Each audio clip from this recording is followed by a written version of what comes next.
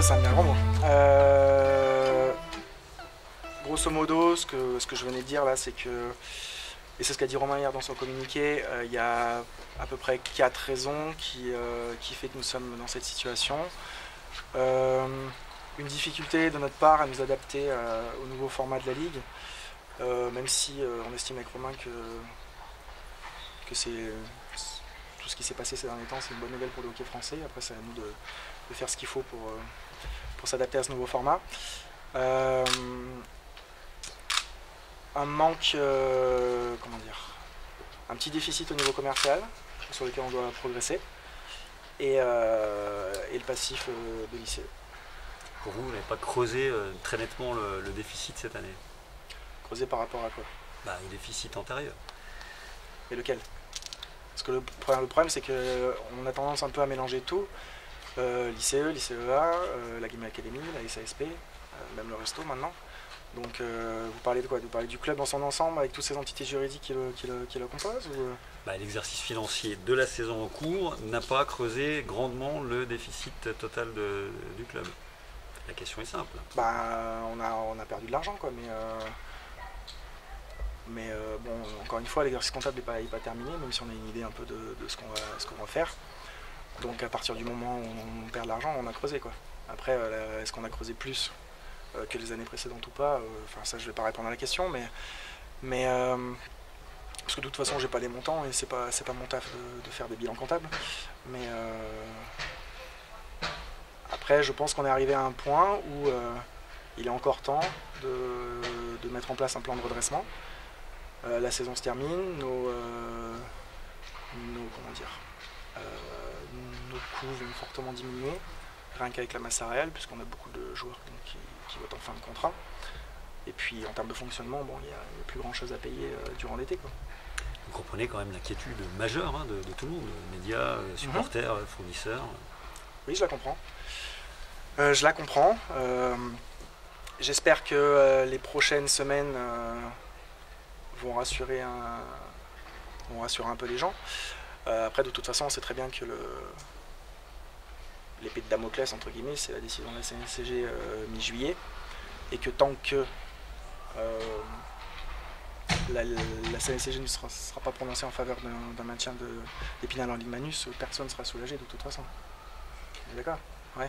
Alors, on nous a vendu un projet avec un titre dans les 5 ans qui viennent. On s'aperçoit que structurellement le club a du mal financièrement. Si on se projette en espérant que le maintien en Ligue Magnus soit acté, qu'est-ce que ça peut donner? Alors à l'heure actuelle, clairement, le sportif devra s'adapter à notre capacité financière. Mais bon, ça, j'ai envie de vous dire, c'est le cas. C'était presque déjà le cas cette année, même si on attendait de meilleurs résultats.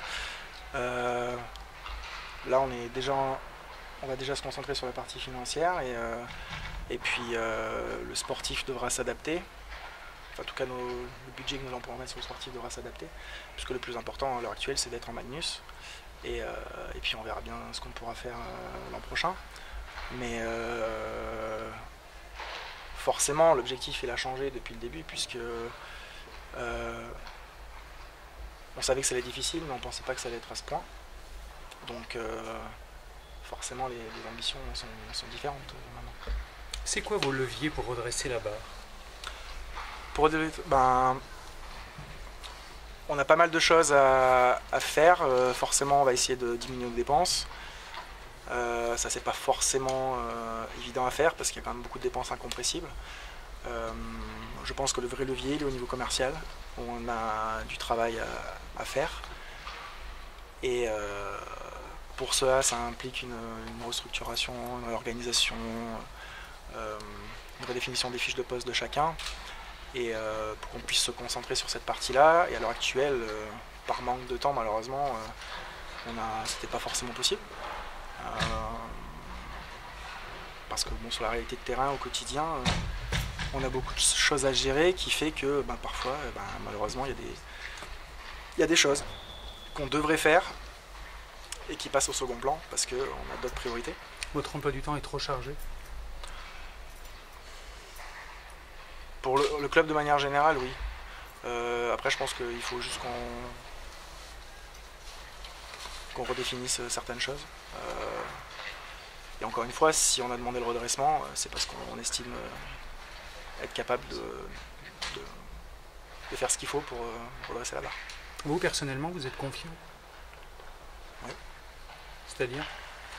C'est-à-dire que je pense qu'on va réussir à mettre en place un plan d'action et un plan de redressement qui va tourner. Je sais que la majorité des gens ne le sont pas forcément, puisque statistiquement parlant, les redressements marchent rarement.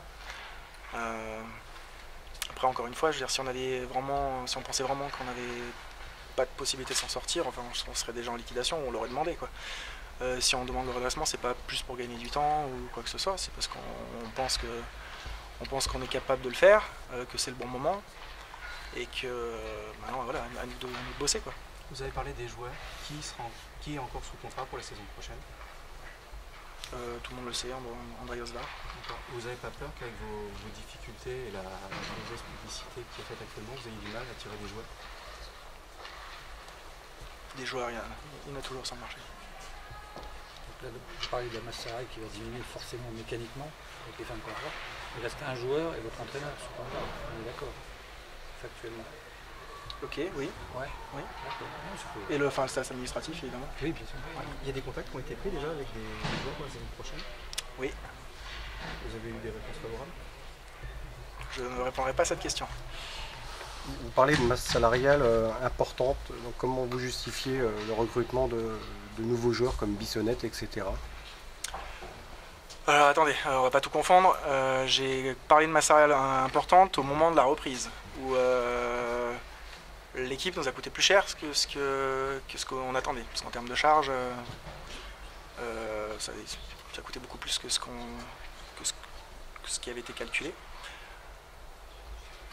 J'entends que oui, ils n'auraient pas dû rompre des contrats, ils n'auraient pas dû faire ci, ça coûte trop d'argent. De toute façon, on est une société quand même particulière où on est quand même dépendant des résultats sportifs. Moi, honnêtement, je reste persuadé que rompre certains contrats l'an dernier, c'était quand même le bon pari. Je pense que jusqu'à décembre, début janvier, on était bien. Après, clairement, l'équipe a sombré. Mais bon, je sais pas, quand je vois ce que début janvier, on était quoi, peut-être 6e, on n'était pas loin du top 4. On était plutôt sur une bonne dynamique. Dans notre tête, on s'est dit, on a fait le bon choix, on va aller en play-off, ça va impliquer des recettes supplémentaires, etc. etc. Et ce qu'on aura dépensé sur les ruptures de contrat, on va le compenser, quoi. Après, c'est sûr, ça reste du sport, il y a beaucoup de risques là-dedans. Est-ce qu'on aurait dû le prendre? Peut-être pas, je sais pas. Maintenant, c'est sûr, c'est facile à dire, vu qu'on n'a pas fait les playoffs. Mais encore une fois, c'est une goutte d'eau, quoi, dans un grand océan, ça. Est-ce qu'il y aura des restructurations? Je viens de dire que oui. Donc des salariés en moins? Pas forcément. Pour réduire la masse salariale, est-ce que vous avez songé à demander une rétrogradation en division? Non. L'objectif, c'est d'être au Magnus lors du prochain exercice.